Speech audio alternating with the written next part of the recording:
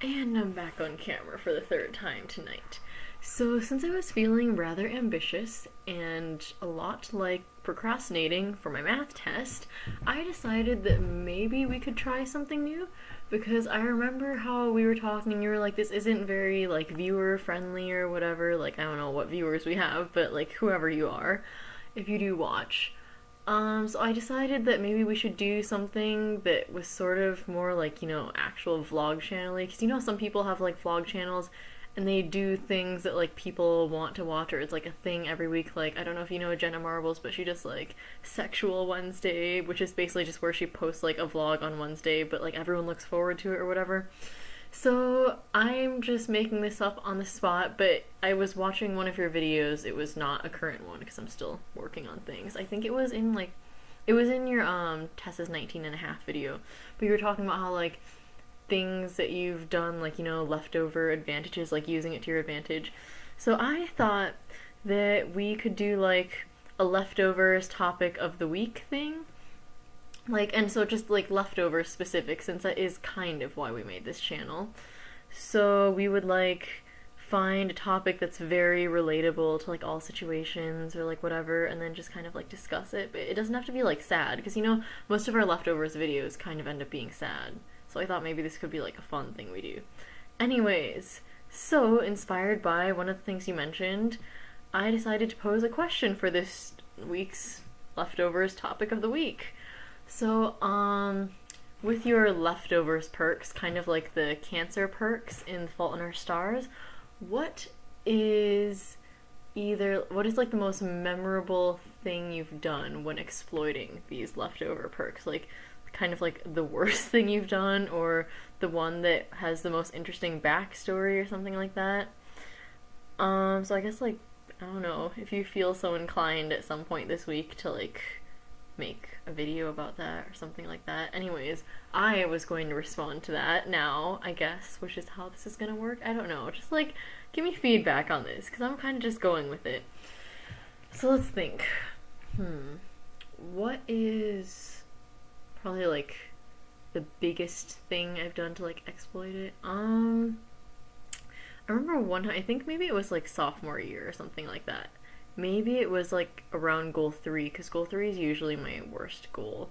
Although not this year since I'm a senior now, but I was like super stressed about something.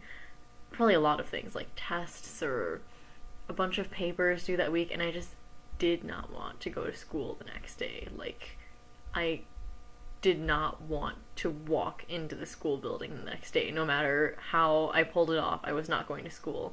So I was like already super, super stressed with everything, and like I'm a little bit of a crier sometimes, depending on how much like pressure you put me under. Sometimes I just want to like sob my eyes out. And so I was already pretty like teary and just really distraught over the whole thing. So like at like 12 a.m. I walk into my mom's room and I'm already crying. Like the tears are already coming down my face. And of course she asked me like, like what's wrong?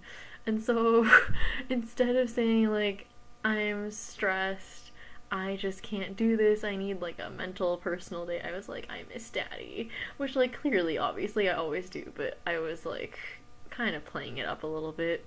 And then I sobbed for like 3 hours straight, and then like my eyes were all puffy, and then I just in the morning I made a whole big deal. Like I was like, I'm so exhausted and emotionally drained and I just can't do it, I don't want to see anyone today, so I got to stay home.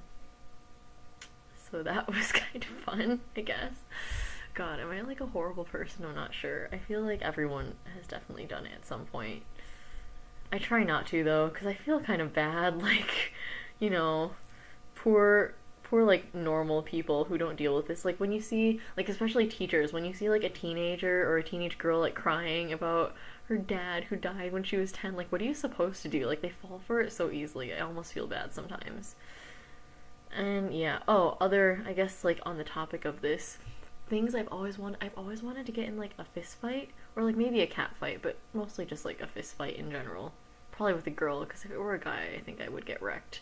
But I don't want to like seem stupid and have it be over something like dumb, like I hate you, you stole my crush or something.